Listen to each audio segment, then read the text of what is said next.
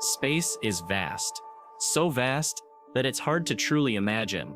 When we look up at the night sky, what we see is only a tiny glimpse of something unimaginably large, stretching far beyond what our eyes or even our most powerful telescopes can fully capture. Out there, in the darkness between stars and galaxies, lie regions we know very little about. And within that darkness, there are objects and phenomena that challenge everything we think we know about the universe and the laws of physics. This journey will take us to the most distant, mysterious, and unexplored corners of the cosmos. We're not just talking about planets or stars. We're talking about things so strange they seem like science fiction. We'll explore places where time and space bend, where stars spin like lighthouses, and where the rules of nature seem to take a break.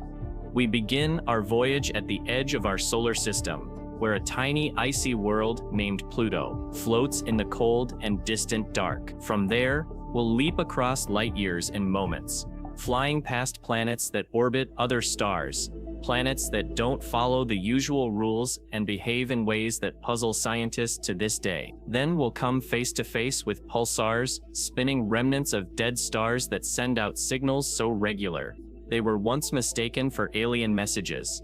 But our journey doesn't stop there. We'll dive into black holes, those terrifying objects that trap light itself, and try to understand what lies beyond their event horizons. Then we'll sail out of our galaxy to visit distant and bizarre galaxies, some of which are tearing themselves apart or moving faster than we ever thought possible. We'll even visit the cosmic voids, huge empty spaces between galaxies, where almost nothing exists, and yet they hold clues to how the universe was born. Through all of this, we'll be chasing mystery, because even after all our advances in science and technology, space remains one of the last great unknowns. Each discovery brings new questions, and every answer reveals how little we really know. So get ready to leave Earth far behind. This is not just a journey through space. It's a journey into the unknown, into the deepest, darkest, and most awe-inspiring parts of the universe. And it all starts now. Our journey begins at the very edge of the solar system. It's a cold, dim region so far from the sun that daylight looks more like a pale twilight. Out here, almost 6 billion kilometers from Earth, floats a small and mysterious world, Pluto. For decades, Pluto was considered the 9th planet in our solar system. But in 2006, it was reclassified as a dwarf planet due to its small size and unusual orbit. That decision sparked plenty of debate. But regardless of what we call it, Pluto remains one of the most fascinating and enigmatic objects in our cosmic neighborhood. Pluto's orbit is not like those of the major planets. It's long, tilted, and highly elliptical, meaning it doesn't form a perfect circle around the sun. Instead, it travels in an elongated loop that takes it between 29 and 49 astronomical units from the sun. 1 astronomical unit being the distance from the Earth to the sun. This full trip around the sun takes Pluto about 248 Earth years. It moves slowly, inching through its orbit in deep space, where the sun looks like just another bright star. Pluto is tiny, with a radius of about 1,098 kilometers. It's smaller than our moon. Its mass is only about 18% that of the moon, and much of its surface remains hidden in shadow. Even powerful telescopes like Hubble can't show much more than a fuzzy brown dot. For a long time, it was nearly impossible to study Pluto in detail. That changed in 2006 when NASA launched the New Horizons mission, a spacecraft designed specifically to visit this distant world. After a long journey of over 9 years, New Horizons finally reached Pluto in July 2015. The flyby lasted only a few hours, but during that time, the spacecraft gathered an incredible amount of data, over 6 gigabytes. It sent back stunning images, measurements, and discoveries that transformed our understanding of Pluto almost overnight. As New Horizons approached, Pluto revealed itself to be far more complex than scientists expected. Its surface was not just a lifeless chunk of ice, but a world filled with mountains, plains, valleys, and even possible cryovolcanoes. Volcanoes that erupt not lava, but ice and frozen gases. One of the most striking features on Pluto is a massive heart-shaped area called Tumba Regio, named after Clyde Tombaugh, the man who discovered Pluto in 1930.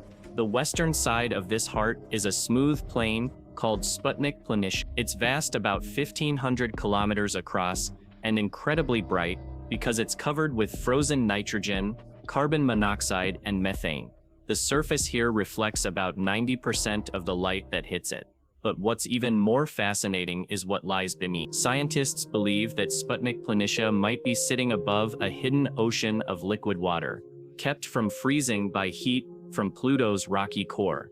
The plain shows signs of convection, with patterns that suggest warm ice rises from below, slowly reshaping the landscape over millions of years. That's right, this far from the sun, where temperatures drop to 113 grevia, or 60 Kelvin, Pluto might still have an ocean hiding beneath its crust. To the west of Sputnik Planitia are towering ice mountains, like the Hillary Montes and Tenzing Montes, named after the famous explorers. Some of these peaks rise as high as 6 kilometers, and they're made mostly of frozen water. At these temperatures, water ice is as hard as rock. Further south, scientists observed an odd circular depression, surrounded by ridges that could be the remains of a cryovolcano. If that's true, then Pluto might still be geologically active. That possibility alone reshapes how we think about icy worlds. Perhaps Pluto isn't just a frozen relic from the early solar system. It might still be evolving. Moving east of Sputnik Planitia, the landscape becomes darker and more cratered, suggesting it's much older. Here we find Cthulhu Macula, a massive dark region that stretches nearly halfway around Pluto's equator. Unlike the bright, smooth plains of Sputnik, Cthulhu is rough, ancient, and covered with craters. Its dark color is believed to come from organic molecules called thulins, which are formed when sunlight interacts with methane in the atmosphere. Scattered along the equator are other dark patches called maculae, named after mythological underworld deities from different cultures. Together they form a chain called the brass knuckles. These areas are separated by mountain ridges and show deep crevices hundreds of kilometers long. They're stunning to look at and speak to Pluto's rich and violent geological past. Moving north, we reach Lowell Regio, the bright area near Pluto's north pole. Oddly enough, this part of Pluto receives the most sunlight. That's because Pluto's axis is tilted at a sharp angle, over 120 degrees. This extreme tilt means that during part of its orbit, the North Pole faces the sun almost directly. As a result, Lowell Regio gets more light than any other part of Pluto. This increase in sunlight may explain why Pluto's thin atmosphere has been growing in density, despite the planet drifting farther from the sun. It's believed that nitrogen ice at the pole sublimates, turning directly from solid to gas, adding material to Pluto's atmosphere. But even at its thickest, Pluto's atmosphere is still extremely thin, less than 100,000th of Earth's. Pluto is also remarkable for its system of moons. It has 5 known satellites, the largest and most important being Chiron. Chiron is enormous compared to Pluto. Its diameter is more than half of Pluto's, and its mass is about 12% of Pluto's. Because of this, Pluto and Chiron actually orbit a point in space between them, rather than Pluto being the fixed center. They are tidally locked, meaning they always show the same face to each other. Chiron's surface is darker than Pluto's, and is primarily covered in water ice. Like Pluto, it has regions that suggest geological activity, including canyons, ridges, and a large flat plain called Vulcan Plain. In the southern part of this area, rises Kubrick Mons, a mysterious mountain surrounded by a deep depression. Some scientists believe this may be another cryovolcano. Chiron also has its own version of a dark polar region called Mordo Macula, a fitting name for the shadowy spot near its north pole.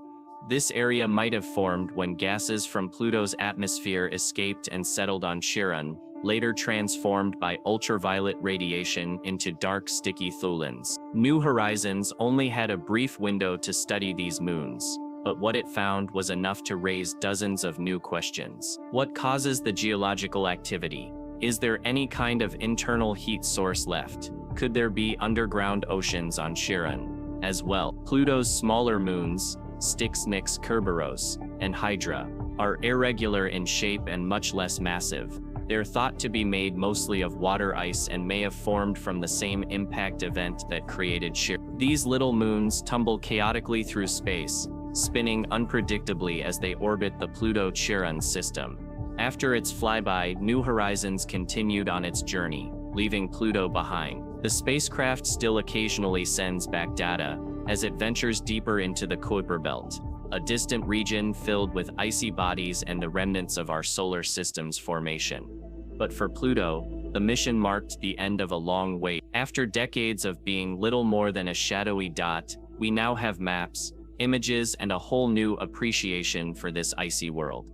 Despite being downgraded to a dwarf planet, Pluto has proven itself to be one of the most complex and captivating objects in our solar system. Its geology, atmosphere, and hidden layers tell the story of a world that is anything but dead or simple. In fact, it may be more active than some planets closer to the Sun. And as Pluto continues its slow, silent orbit, it takes its secrets with it until the next mission, maybe decades from now, can return to pick up where New Horizons left off. But for us, the journey doesn't stop here. From the distant heart-shaped plains of Pluto, we will now leap far beyond the solar system and explore planets unlike any we've ever seen. Worlds that defy the laws of nature and stretch the limits of imagination.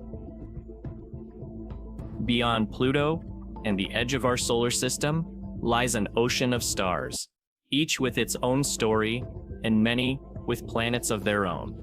For years, we wondered whether planets existed around other stars. Now we know they do. Thousands of them, orbiting stars near and far. Some are rocky like Earth, others are gas giants like Jupiter. But a few are simply strange. These are the anomalous planets, worlds so bizarre they defy almost everything we thought we knew about how planets are supposed to behave. Let's begin in the direction of the constellation Cygnus. Nearly 2,300 light-years away, where an unusual planet orbits a star in a system known as Kepler-413. When scientists first spotted the planet, they noticed something odd. At first, it passed in front of its star as expected, blocking a small amount of starlight. A standard planetary transit. But then, it vanished. The next transit simply didn't happen. Almost 2 years later, it returned. The planet had reappeared and passed in front of the star once more. What was going on? The answer lies in the planet's orbit. This world, known as Kepler-413b, orbits not just one, but two stars, a binary system. The tug-of-war between these two stars causes the planet's orbit to wobble dramatically, like a spinning top that's slowly tipping over. As a result, the planet periodically tilts out of our line of sight, disappearing from view for years at a time before swinging back in. Kepler-413b's orbit isn't just wobbly. Its seasons are chaotic. The tilt of its axis changes drastically over just a few years, not tens of thousands like on Earth. This means climate changes happen at an incredible pace. Imagine living on a planet where the poles become the tropics every decade, where hurricanes the size of continents sweep across the surface, and where even the day-night cycle shifts unpredictably. That's the reality of life, or the absence of it, on a planet like this. Now imagine something even more extreme. In the system known as HD 860, about 90 light-years from Earth, there's a planet that behaves like a cosmic slingshot. It's a gas giant, larger than Jupiter, with one of the most eccentric orbits ever discovered. This planet doesn't gently circle its star, it races toward it like a comet, and swings back out into the cold. At its closest, this planet dives into the star's intense heat, only to be flung back out into the dark. During this close approach, its atmosphere absorbs so much heat that the temperature rises by over 700 degrees Celsius in just 6 hours. Winds scream across the planet at speeds up to 5 kilometers per second, and shock waves ripple around the globe. Clouds that once held water or crystals literally evaporate, only to condense again as the planet cools during its retreat. What kind of weather would that be like? Imagine a planet where it rains molten quartz, during one part of the year, then freezes over with clouds of ice crystals the next. It's not just inhospitable, it's violent, chaotic, and constantly changing. And yet, it's real. Let's move further out, to the system Kepler-36, which hosts two very different planets that dance dangerously close to one another. One is a rocky super-Earth, the other a gaseous mini-Neptune. These two planets come within less than 2 million kilometers of each other, every 97 days closer than any two planets in our own solar system. At their closest, their mutual gravity becomes overwhelming. The rocky world, Kepler-36b, likely experiences massive quakes and volcanic eruptions as tidal forces stretch and squeeze its crust. Entire mountain ranges might shift overnight. Lava seas may bubble endlessly, never cooling, always active. Scientists believe the intense interaction between the two planets may have stripped Kepler-36b of a thick atmosphere long ago, possibly turning it into a scorched metallic core. Its dense composition suggests it could be rich in iron and heavy elements, a kind of Thonian planet, the stripped-down remains of a former gas giant. Meanwhile, its neighbor, Kepler-36c, still retains its thick gaseous envelope, although it too is being shaped by the system's gravitational balance. These two worlds, locked in a celestial death spiral, may one day collide, an event that would create an explosion of cosmic debris, scattering fragments across their entire star system. If that sounds dangerous, it is. But there are even stranger systems still. About 34 light-years away, astronomers found a young gas giant orbiting a sun-like star, and they nicknamed it Super Saturn. This planet is about 20 times more massive than Jupiter, and it's surrounded by a system of rings so enormous they stretch for 220 million kilometers in diameter, more than 200 times wider than Saturn's rings. If you were standing on a nearby moon, the planet would dominate the sky, filling it with bands of light and shadows, casting reflections on icy lakes and mountains of rock. And yet, this majestic sight is also fragile. Computer models suggest the rings are unstable and will gradually dissipate over hundreds of millions of years. Some of the particles will fall into the planet, while others will be flung out into space. But for now, they remain a stunning display in the cold, dark reaches of space. There are even signs of X-moons within these rings. Satellites, large enough to carve gaps in the structure. One possible moon, nearly the size of Earth, may be orbiting inside the ring system, sweeping debris from its path like a boat cutting through a frozen lake. If such moons exist, they might be habitable, at least in theory, with a massive gas giant filling their skies and tidal heating warming their insides. These moons could be oases in an otherwise lifeless system. But some planets aren't just strange in appearance or orbit, they behave in ways we can barely explain. Take the case of Fomalhaut b, a planet that was once photographed directly. At first, it seemed like a major breakthrough. Finally, we had visual confirmation of an exoplanet. But over time, something strange happened. The planet began to fade. Then it changed shape.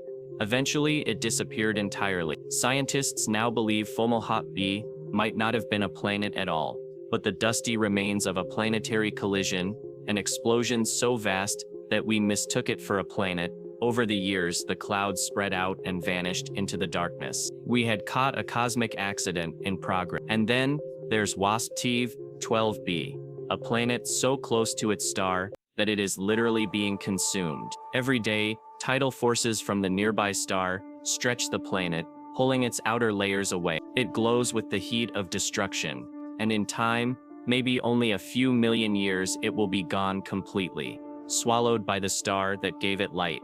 There are planets with lava oceans, planets where it rains glass sideways at 8,000 kilometers per hour, planets where the sky glows with electric storms that never stop, planets orbiting dead stars, absorbing the remnants of past explosions. And then there are the rogue planets, worlds drifting through space with no star at all, cast out from their systems, frozen and alone in the dark. These anomalous worlds remind us of something important.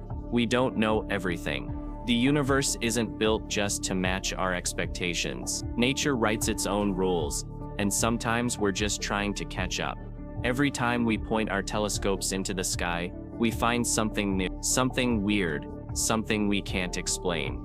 And that's what makes the search so exciting, because out there, among the thousands of known planets, and the trillions we haven't yet seen, lie the keys to understanding not just how worlds form, but why they are the way they are. What causes one planet to spin in perfect harmony and another to wobble like a broken top? Why do some hold tight to their atmospheres, while others lose theirs in great explosions of heat and light? Could life exist on any of these strange planets, or is life something that only finds root on calm, quiet worlds like Earth? These questions don't have answers yet, but every strange planet we discover brings us one step closer.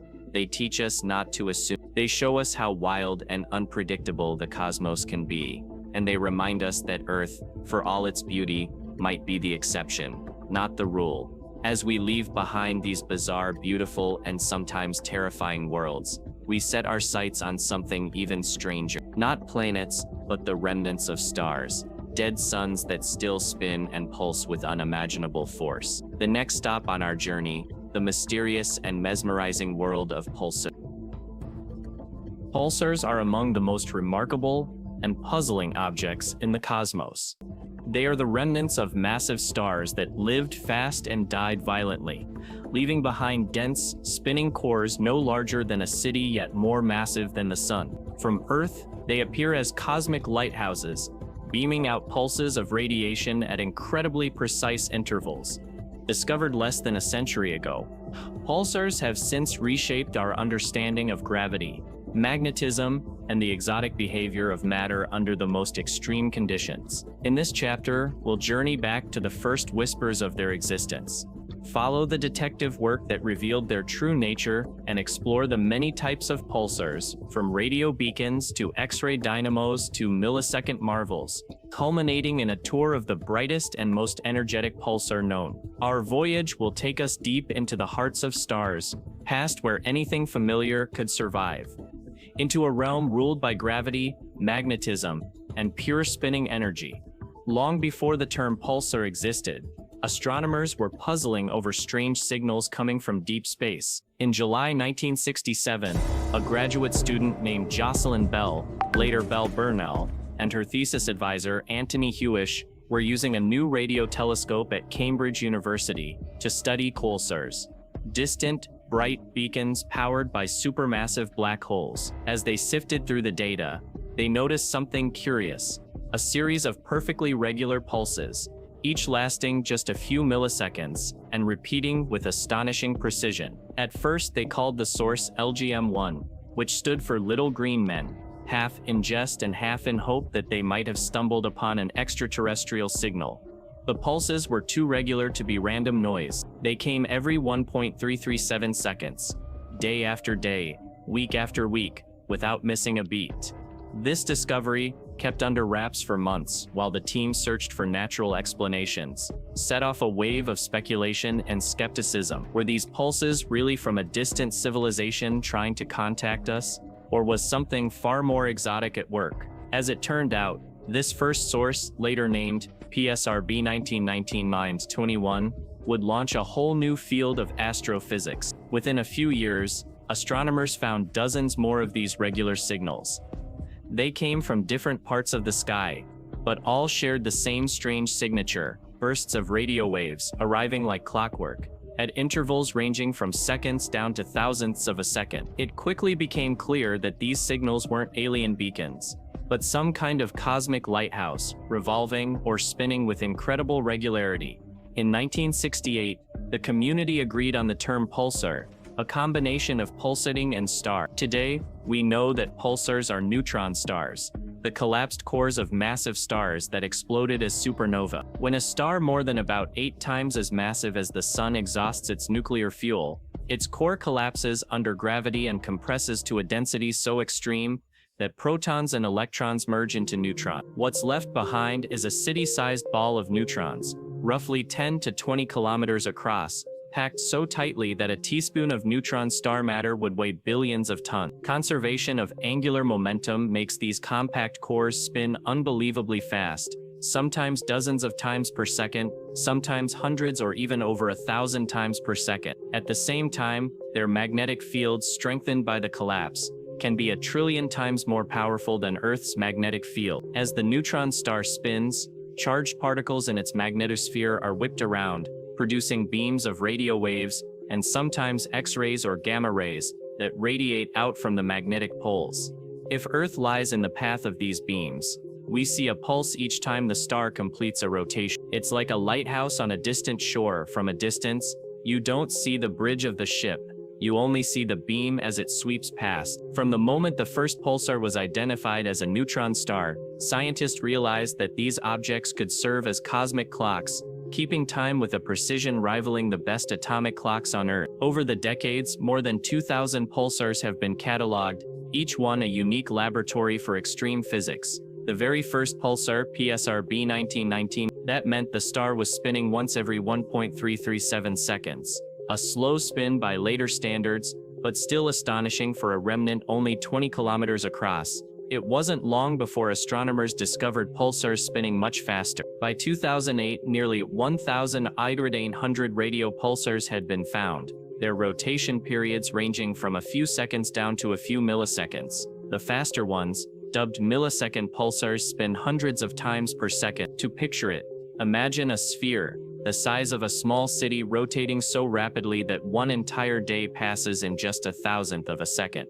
As more data poured in, a second class of pulsar emerged, X-ray pulsars. Unlike the radio pulsars, which shine by tapping into the neutron star's rotation energy, many X-ray pulsars are powered by accretion. Typically, they are part of binary systems, partnered with a companion star that is losing mass. Gravity from the neutron star pulls gas off its companion, forming a disk of material swirling toward the neutron star's surface. As this matter falls into the deep gravitational well, it heats up to millions of degrees, emitting powerful X-ray. But because the neutron star is spinning, hot spots form at the magnetic poles where the infalling gas is funneled. Those hot spots rotate, sweeping beams of X-rays across space. If Earth happens to lie in the path, we detect periodic X-ray pulses instead of the radio pulses seen in isolated pulsars. Over time, astronomers began to appreciate that pulsars come in many flavors. The young, energetic ones, still slowing down from the violence of their birth. The old, recycled millisecond pulsars spun up by accreting material from a companion. The X-ray pulsars in binary system, flickering as they feast on their neighbor's gas. And even the so-called magnetars, whose magnetic fields are so intense that they twist and strain the neutron star's crust, producing powerful X-ray and gamma-ray flare. Each variety offers a window into different aspects of physics under conditions that Earthbound labs can never replicate. One of the great milestones in pulsar astronomy was the discovery of the binary pulsar, PSRB 1930. This pulsar orbits another neutron star every 7.75 hours in a tight high-speed dance. Precise measurements of its orbit revealed that it was losing energy at exactly the rate predicted by Einstein's theory of general relativity through the emission of gravitational waves. This indirect proof of gravitational waves earned Hulse Taylor the Nobel Prize in 1993 and paved the way for the direct detection of gravitational waves decades later by the LIGO Observatory. The binary pulsar taught us that these collapsed stars were not just exotic novelties, but crucial testbeds for fundamental physics. Fast forward to the early 21st century, and pulsar hunters were still making surprising discoveries. In one of the closest neighborhoods to our own, a peculiar object came to light, GEO 102A3, or simply GEO 102A3, located about 4,500 light-years away. It was the first millisecond optical pulsar discovered, and it behaved in a way no one had ever seen before. In essence, GEO 102A3 was a transitional millisecond pulsar, flipping between states where it emitted X-rays and states where it shone in the radio or optical band. Normally, a neutron star with a companion forms an accretion disk, and as the gas falls, it emits X-rays visible to instruments like the Swift X-ray telescope. Sometimes the pulsar's magnetic wind can clear away that accretion disk, leaving the neutron star visible as a radio pulse. GEO 102A3 sometimes switched from one state to the other, giving astronomers a rare glimpse of the process that spins up pulsars to millisecond periods. In 2017, it even became the first pulsar detected as a pulsing source of visible light. GEO 102A3 Unanswered 3 seconds, meaning it spins more than 590 times per second. Its companion star is slightly more massive than our Sun, and they orbit each other every 4.75 hours, an incredibly close embrace in astronomical terms. When astronomers first studied GEO 1023 back in 2013, they noticed its radio pulses occasionally vanished and then returned as bright X-ray flares. This flip-flop behavior hinted at the complex dance between the incoming material from the companion and the pulsar's magnetic activity. Sometimes the star's wind dominates, preventing material from settling into a disk, which allows the pulsar's magnetic poles to shine in radio or optical pulses. Other times, the accretion stream overwhelms the wind, forming an X-ray emitting disk around the neutron star. Observing these transitions has taught us much about how millisecond pulsars are recycled, spun up by accretion over millions of years, until they reach incredible rotational speeds.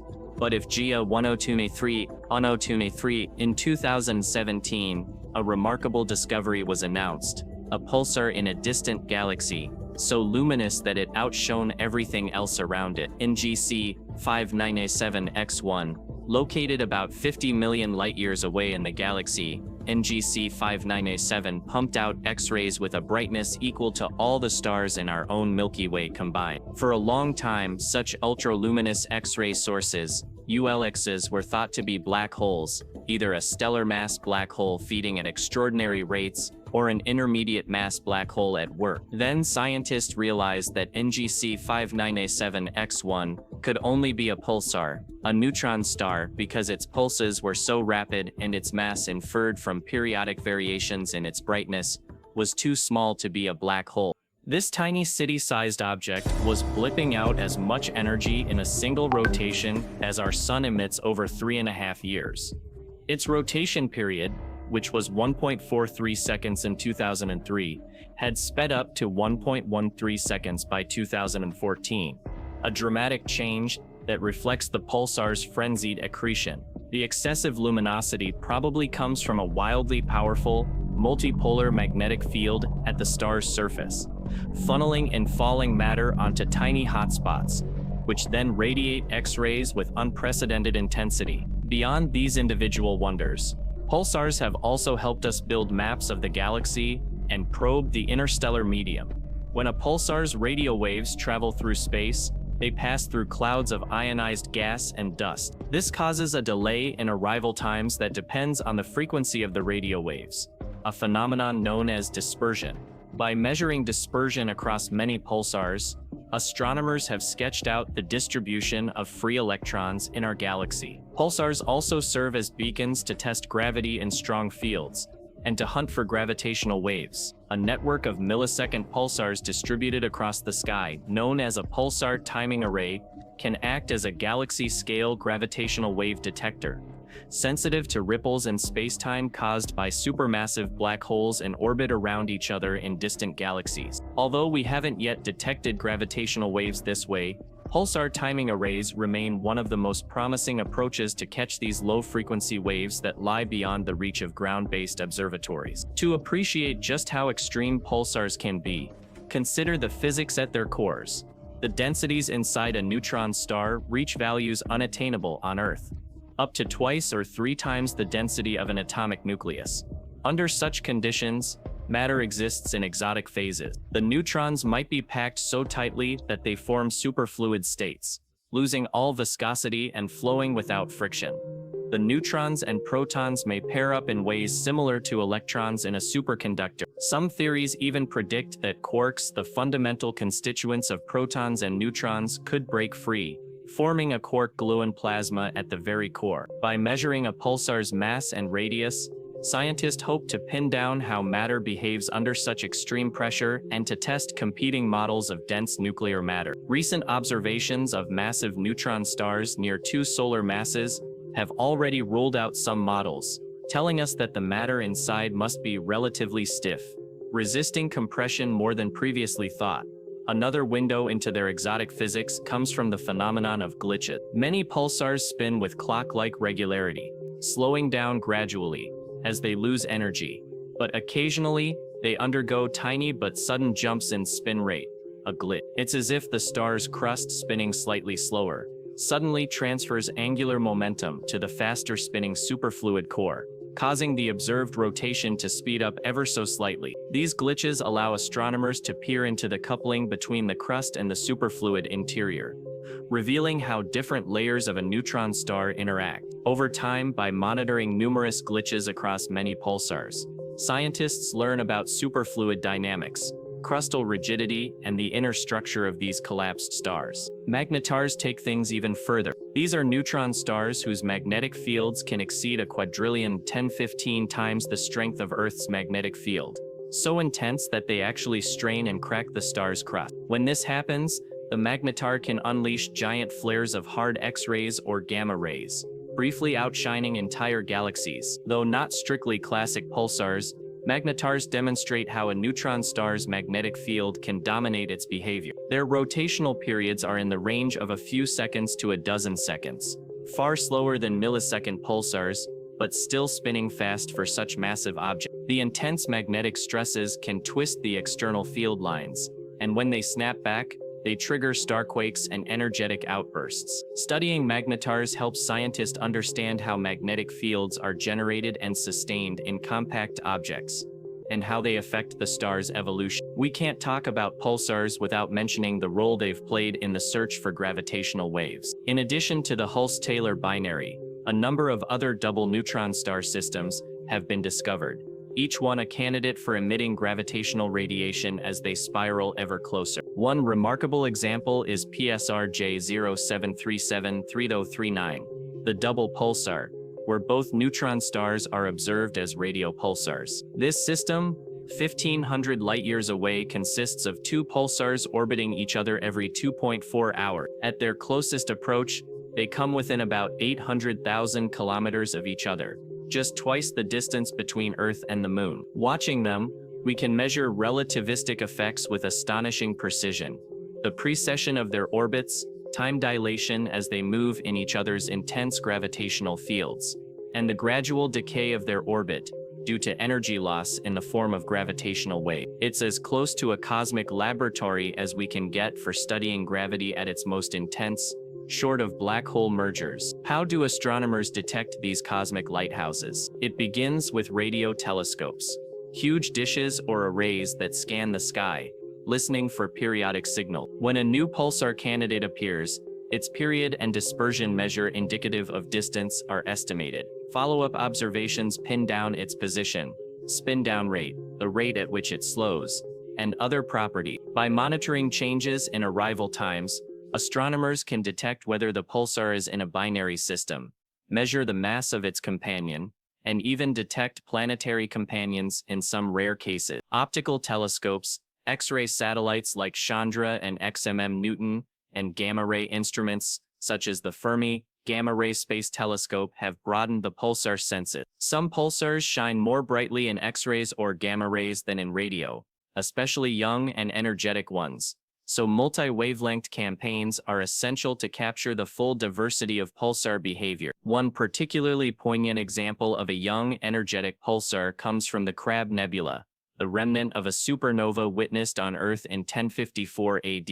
At its center lies a pulsar spinning at 30 times per second, emitting pulses of radio, optical, X-ray, and gamma-ray light. The Crab pulsar loses rotational energy so rapidly that it powers the nebula's intense synchrotron glow, the energetic radiation generated as electrons spiral around magnetic field lines at near light speed. This pulsar taught us that not all of a neutron star's energy escapes as beams.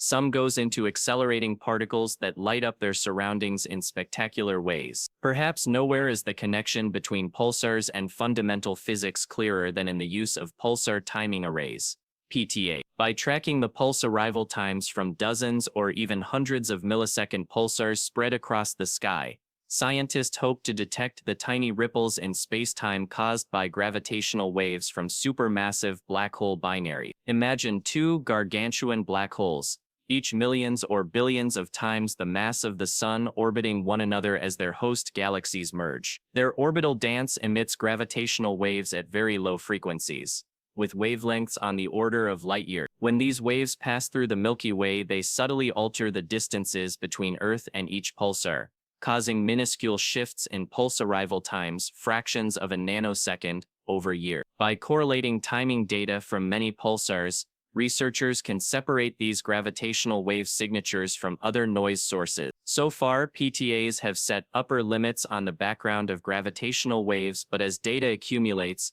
they may soon make the first direct detection of these titanic cosmic murmurs.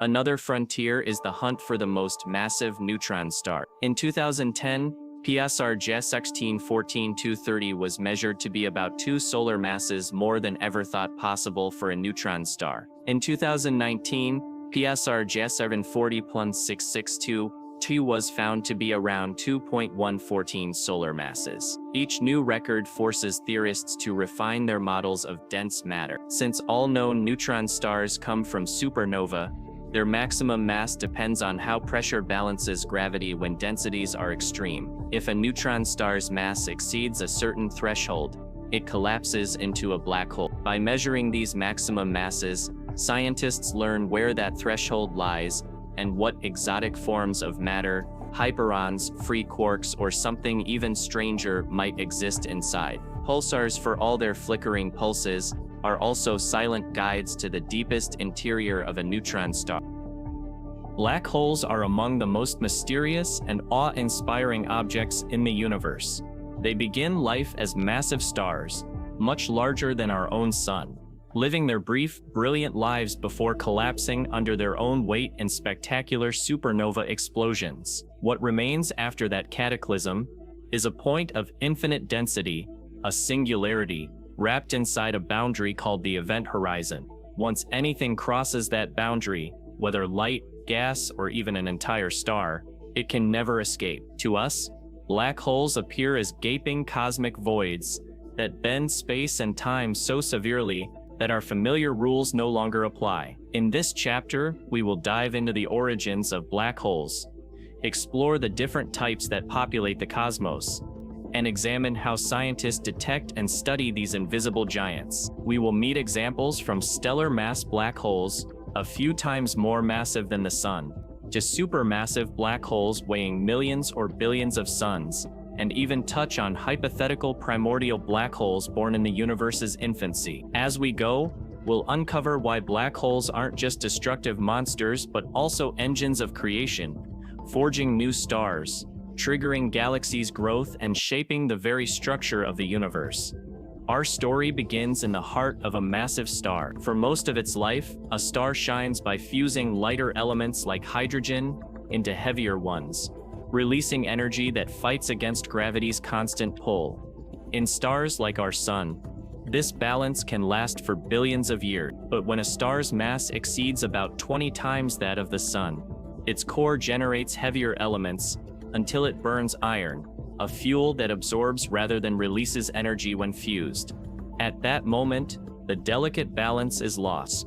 Gravity wins, and the star's core collapses in a fraction of a second, triggering a supernova explosion so bright that it can outshine its entire host galaxy. The outer layers are blown off into space, enriching the cosmos with heavy elements, while the core continues collapsing toward infinite density. If the remaining core is more than roughly 3 times the mass of the sun, nothing we know can halt its collapse. Electrons and protons merge into neutrons, creating a neutron star, if the mass is below that threshold, but if enough mass remains, even neutron degeneracy pressure cannot stop gravity from crushing the core further. The result is the birth of a stellar mass black hole, a region of space-time where gravity is so strong that not even light can escape. At the heart of this newborn black hole lies the singularity, an infinitesimally small point where density becomes infinite and the known laws of physics break down.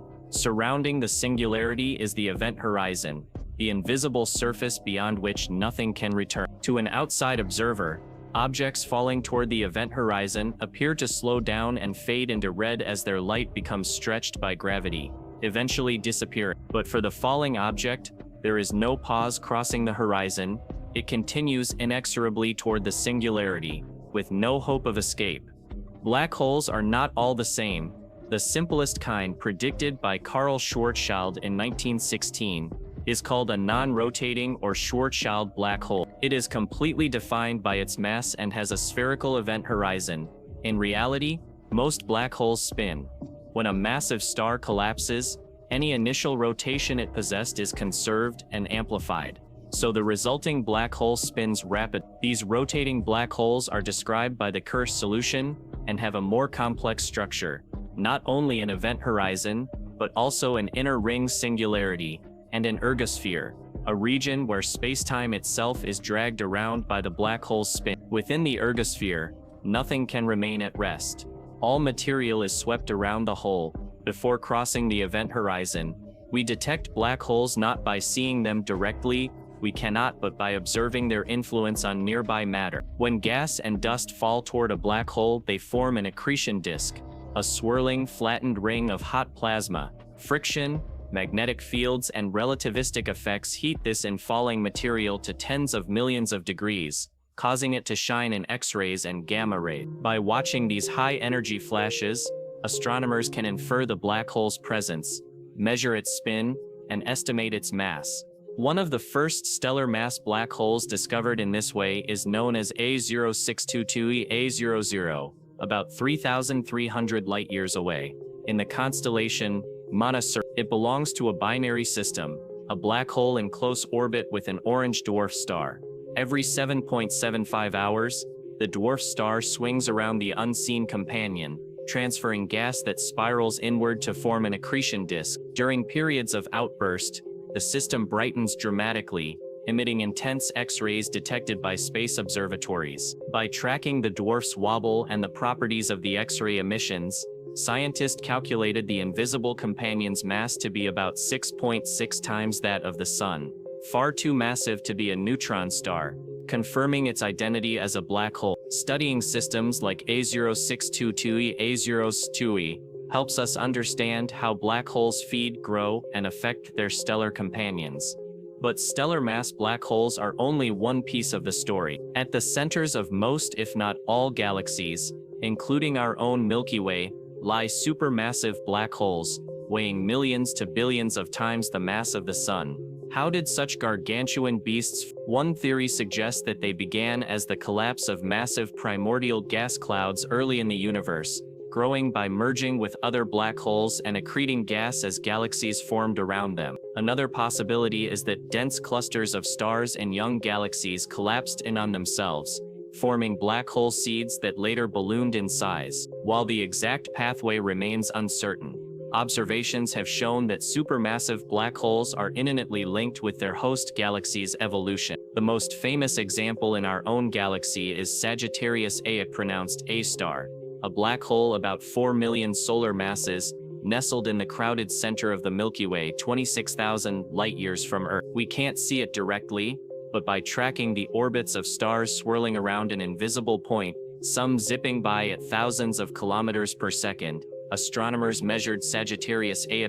The near-ghostly glow of hot gas and dust around it, flaring occasionally, betrays its presence. Though Sagittarius A is relatively quiet compared to the blazing cores of some active galaxies, it still exerts a powerful influence on the stars and gas within the galactic bulge. In galaxies that sport bright quasars and active galactic nuclei, supermassive black holes are devouring matter at a furious rate. Gas funneled toward the core forms an accretion disk that shines with the energy of billions of sun. Jets of high-energy particles, accelerated by magnetic forces near the event horizon, shoot out into intergalactic space at nearly the speed of light, sometimes traveling for hundreds of thousands of light-years. These jets carve out colossal cavities in the surrounding gas, heating it and regulating star formation in the galaxy. In a sense, supermassive black holes help sculpt the fate of entire galaxies. When they feed, they can blow away the gas needed for new stars, stunting galactic growth. When they rest, galaxies can take a breath and resume their quiet formation of stars. Imagine looking at a distant galaxy whose core outshines all else by a factor of millions. The light we see may have originated in a disk hotter than the surface of the Sun, spiraling closer and closer to an abyss whose gravity is strong enough to warp space bending light around itself. Gravity can pull the path of light so severely that photons loop around the black hole several times before escaping, creating photon rings and causing gravitational lensing, where background stars appear distorted or multiplied as their light passes near the black hole. Recently, the Event Horizon Telescope captured an image of the glowing ring around the supermassive black hole in the galaxy M87, located 55 million light-years away. That ring is the shadow of M87's black hole 6.5 billion times the Sun's mass, silhouetted against the bright emission of its accretion flow. The result looked like an eerie orange donut, a direct peek at the boundary of an event horizon, for the first time in human history. This groundbreaking image confirmed Einstein's predictions for how light behaves near such extremes, and offered strong evidence that M87's core indeed harbors a black hole of immense mass. On a smaller scale, there may exist black holes far less massive than stars. In the early universe, tiny fluctuations in density could have produced primordial black holes with masses ranging from that of a mountain to that of a human, or even smaller. These hypothetical objects would have formed when the universe was less than a second old, their gravity collapsing small regions of unusually high density into black holes. Since Hawking's work in the 1970s showed that black holes should emit radiation, Hawking radiation, and eventually evaporate, the tiniest primordial black holes might have already disappeared. Those with masses of around 10-12 kilograms, roughly the mass of a large mountain, would be reaching the end of their lives about now, flaring in a final burst of high-energy particles. Although no such explosions have been detected yet, astronomers keep searching for the distinctive gamma-ray signature of a primordial black hole's last gasp. If such events are ever observed, they would not only prove the existence of primordial black holes, but also provide unique insights into the universe's earliest moments, testing models of inflation and the nature of dark matter. When we think of galaxies, we often picture majestic spirals like the Milky Way or Andromeda, organized, balanced, and predictably shaped. But space, as always, surprises us. Some galaxies don't conform to the usual rules. They twist, collide, devour, and evolve in ways that challenge our understanding of how cosmic structures are supposed to behave. These are the strange galaxies, oddities of the universe that stretch our knowledge of astrophysics and hint at deeper cosmic processes we've yet to grasp. In this chapter, we will journey through some of the weirdest and most fascinating galactic structures ever discovered, exploring galaxies that resemble jellyfish, galaxies that move at breakneck speeds, galaxies forming thousands of stars a year, and even those with split personalities. One of the most striking examples of a strange galaxy is EOSO 137.01. It moves at an incredible speed of about 2,000 kilometers per second through the dense core of the Norma galaxy cluster. As it plows through the intergalactic medium, the pressure strips gas from the galaxy in long, beautiful tails. These tails stretch over 260,000 light-years, more than twice the length of the Milky Way, and are filled with hot, glowing hydrogen. From the side, EOSO 137.01 looks like a jellyfish gliding through space, with its head forming the core of the galaxy and its tentacles trailing behind. These tendrils of gas aren't just leftovers. They're cradles of creation. Despite being stripped away from the galaxy, the gas continues forming stars at a remarkable rate. But this process also seals the galaxy's fate. Without its gas reserves, the galaxy will eventually go quiet. No longer able to create new stars, it will fade, becoming a cosmic fossil adrift in the void. Even as it dies, it teaches us about the life cycle of galaxies and the interplay between galactic motion and star formation. Then there's the baby boom galaxy. Located roughly 12.2 billion light-years from Earth, we're seeing it as it was just 1.5 billion years after the Big Bang. But what makes this galaxy so special isn't its age. It's the speed at which it gives birth to stars. Our own Milky Way creates maybe 1 or 2 stars a year. The baby boom galaxy, up to 4,000. That's a new star lighting up every 2 hours. The reason for this hyperactive star formation remains a mystery. It's defying everything we expect about young galaxies at that stage of cosmic evolution. Instead of gradually building up a stellar population, It seems to be undergoing a galactic growth spurt unlike anything else. By studying it, astronomers hope to better understand how the first massive galaxies formed, and how such intense starburst phases shaped the large-scale structures we see today.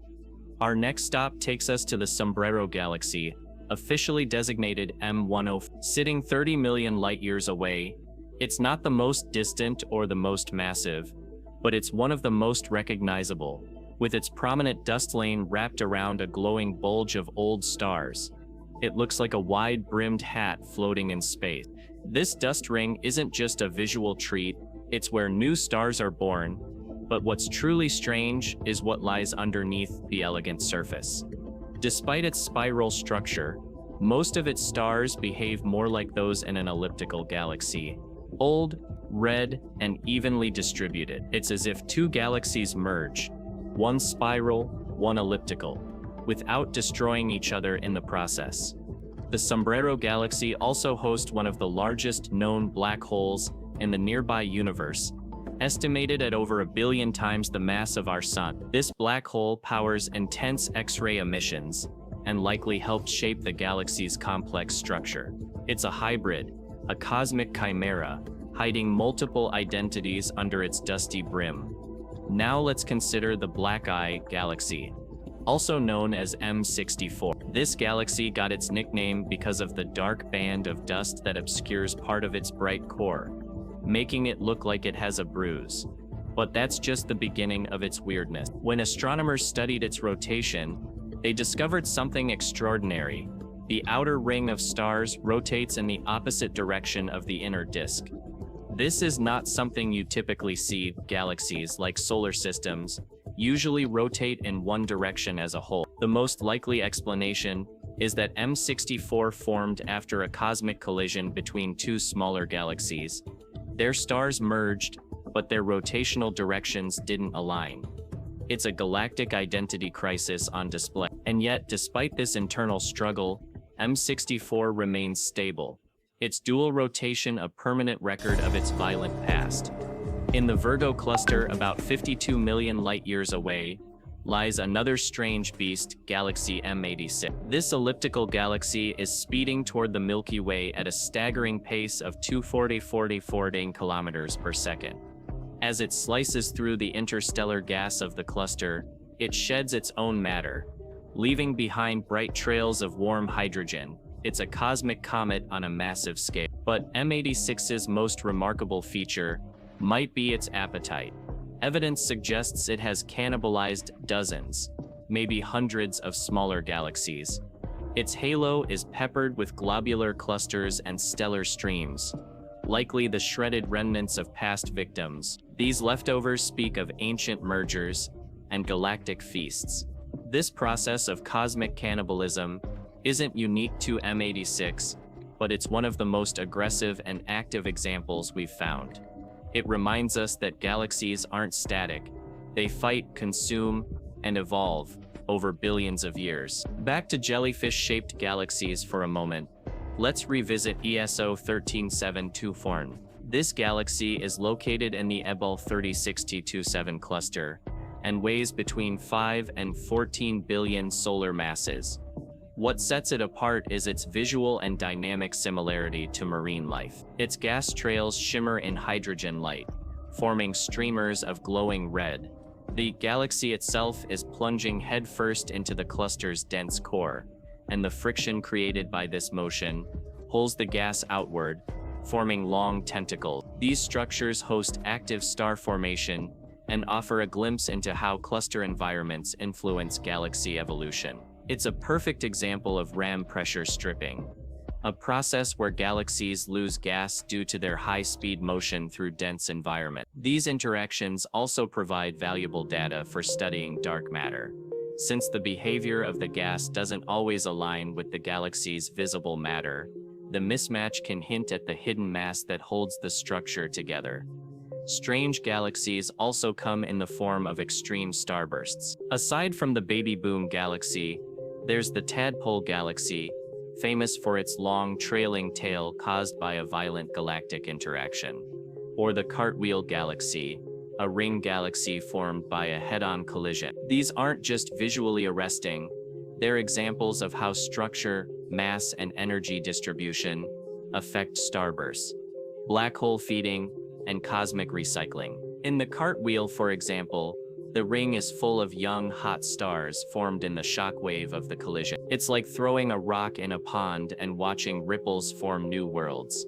And as our telescopes become more powerful, our eyes more sensitive, and our data more detailed, who knows what new galactic oddities we'll uncover? Somewhere in the deep sky, hidden in the infrared glow, or the X-ray shimmer, lies the next strange galaxy, waiting to rewrite the rules of cosmic evolution. In the next chapter, we'll leave the galaxies behind and venture into the emptiest places of all, the cosmic voids, the dark regions where galaxies dare not tread.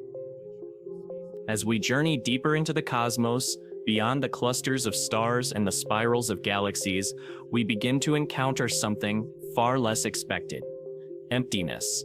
While the night sky seems full of light and wonder, the universe is not evenly populated. Most of it, in fact, is empty. These are the cosmic voids, immense regions of space with almost no galaxies, no stars, and barely any matter at all, stretching across tens to hundreds of millions of light years. Voids are the dark, silent spaces between the bright filaments of the cosmic web. They are the universe's great quiet zones, and though they may appear barren, they hold deep secrets about the universe's structure, its past, and perhaps even its future. Imagine flying through the universe in a straight line, leaving behind the bright cores of galaxies and drifting outward through a dark ocean of intergalactic space. After passing through the arms of a galaxy cluster, you start to notice the stars growing fewer, the gas clouds thinning, and the light fading. Eventually, you arrive in a place so dark and so empty that it defies belief. You're in a void, a cosmic desert, where entire galaxies are rare islands in a vast sea of nothing. The universe on the largest scales resembles a sponge or a web. Galaxies and clusters form dense nodes connected by filaments of dark matter and gas, like the threads of a spider's web. In between these structures lie the voids, dark regions that can span hundreds of millions of light years in diameter. One of the largest known is the Bootes Void, sometimes called the Great Nothing. Discovered in 1981, it spans roughly 330 million light years across. To put that into perspective, if the Milky Way were a golf ball, the Bootes Void would be the size of Earth. Within its vast expanse, only a few dozen galaxies have been found, whereas a region of that size should contain thousands. So how do voids form? The answer lies in the early moments of the universe. After the Big Bang, the universe was filled with a nearly uniform soup of particles. Tiny fluctuations in density, caused by quantum effects during inflation, seeded the formation of structure. Over billions of years, gravity pulled matter into the denser regions, forming galaxies, clusters, and filaments. But the underdense regions, where less matter existed, were left behind. As the rich got richer, the poor got emptier. These underdense areas expanded faster than the surrounding space, growing into today's cosmic voids. Despite their emptiness, voids are incredibly important. They make up over 80% of the volume of the universe, even though they contain less than 10% of its galaxies. And because they are so empty, they are less influenced by the gravitational clumping of matter. This makes them excellent laboratories for testing our theories about the universe's shape, expansion, and even the properties of dark energy. One of the most mysterious features of voids is their low-density environments. Galaxies inside them tend to be smaller, less massive, and more irregular in shape than those found in denser clusters.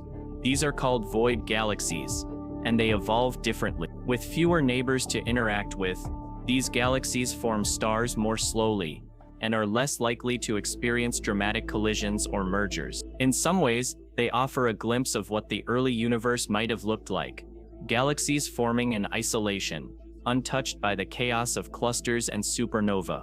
And yet, void galaxies can be surprisingly active. Some studies have found that galaxies in voids can maintain star formation for longer, since they hold onto their gas more easily, without competition. Others show evidence of unique structures like long extended gas disks or warped spiral arms, likely shaped by subtle gravitational effects from the surrounding filaments. These lonely galaxies often surprise astronomers by being far more dynamic than their environments suggest. But voids do more than house rare galaxies. They can bend light itself. As light from distant galaxies passes through a void on its way to us, the lack of mass can subtly alter its path and redshift. This phenomenon, known as the integrated Sachs-Wolf effect, helps cosmologists measure the effect of dark energy on the universe's expansion. By studying how light changes when it travels through voids, scientists can better understand how fast the universe is stretching and whether that speed is changing. In 2015, astronomers discovered something truly puzzling: a cold spot in the cosmic microwave background, the afterglow of the Big Bang. This region was cooler than expected, colder than surrounding areas by several hundred micro. One theory suggested that this cold spot might be explained by a massive void between us and that region of the sky. The idea was that the light from the early universe lost energy as it passed through the low-density void, arriving slightly cooler than elsewhere. Although the link between the cold spot and voids remains debated, it highlights how even empty space can affect the universe's largest and most ancient signals. And voids may be more than passive players. Some theories suggest that they could influence the acceleration of the universe itself. In a model known as the void cosmology, some physicists propose that we may be living inside a giant cosmic void. If true, this could change our measurements of cosmic expansion, making it appear as if the universe is accelerating, when in fact, the apparent acceleration might be an illusion caused by our location within a large, underdense region. While this idea remains highly speculative, and most evidence supports the presence of dark energy, it's a striking example of how cosmic structure affects our understanding of reality. The size, shape, and distribution of voids can also help us understand the nature of dark matter and dark energy. By mapping the positions of millions of galaxies and analyzing the patterns of voids, scientists can test models of how gravity works on cosmic scales. Some voids have sharp boundaries, with galaxies forming walls and filaments around them, like soap bubbles in foam. Others are more diffuse and gradual. The differences in their structure reflect the physics that shaped them and offer a chance to test Einstein's theory of general relativity in the most extreme conditions imaginable. One of the tools astronomers use is called void stacking. By combining data from many voids and looking at the average behavior of light passing through them, scientists can amplify subtle effects and make statistical measurements of how voids influence the cosmos. These techniques are at the frontier of observational cosmology, bridging theory and data to explore questions that go beyond our galaxy and even beyond our visible horizon. Voids also serve as clean testing grounds for alternative theories of gravity. In dense regions, it's hard to isolate the effect of gravity from other forces and interactions. But in the emptiness of voids, the gravitational effects of dark matter, or modifications to gravity itself, become more noticeable. For example, some modified gravity models predict that galaxies in voids should move differently than expected from general relativity. By measuring these motions precisely, astronomers can place limits on these theories and narrow down the possible explanations for cosmic acceleration. Even though voids are defined by what they lack, they are filled with questions. What is the smallest galaxy that can form in such an empty region? Can life exist in such isolated corners of the universe? How do voids evolve over billions of years? Do they merge like galaxies do, or remain isolated and stable?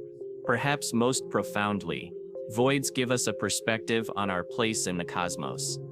From Earth, surrounded by stars and galaxies, it's easy to think the universe is full. But zoom out far enough and you begin to see the truth. The cosmos is mostly space, and that space is mostly empty. We live in the rare, bright spots of the universe, the luminous threads of the cosmic web. Most of reality lies in between. It's humbling to think that the majority of the universe is not made of matter or light, but void. And yet, these dark spaces are not failures of formation. They are necessary companions to structure. The contrast between light and dark, between galaxies and voids, gives the universe its shape. And perhaps in those dark regions, we might find new physics, undiscovered matter, or signals from the earliest moments of time. The silence of the void is not the end of the story. It's the canvas upon which all cosmic creation is drawn. In the next and final chapter, we will return from the emptiness of the void and reflect on the journey we've taken, from Pluto's icy edges to black holes and beyond. We'll ask what it all means and what future discoveries might await us as we continue our journey into the unknown. As we come to the end of our journey, we pause to look back, not with finality, but with wonder.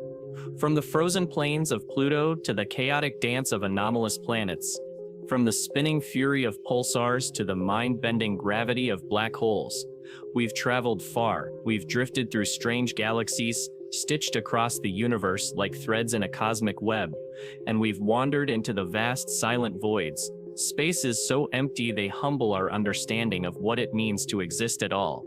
And yet, for all we've seen, we've only scratched the surface. The universe is deep, old, and endlessly mysterious. Every time we learn something new, we uncover a dozen more questions. What lies beyond the observable edge? Are we alone in this vast expanse? What is dark matter? What is time really? Our tools grow sharper, our reach grows longer, and with each new mission, each new image or signal, we get closer, not just to answers, but to a deeper sense of perspective. We are small, yes, but we are not insignificant, because we are the universe, trying to understand itself. So as we drift back toward home, let's carry that perspective with us. Wonder isn't just out there among the stars, it's in every question we ask, every mystery we chase, and every quiet moment we look up at the sky and simply imagine what might be. The journey to the edge of the unexplored is never truly over. It's only just beginning.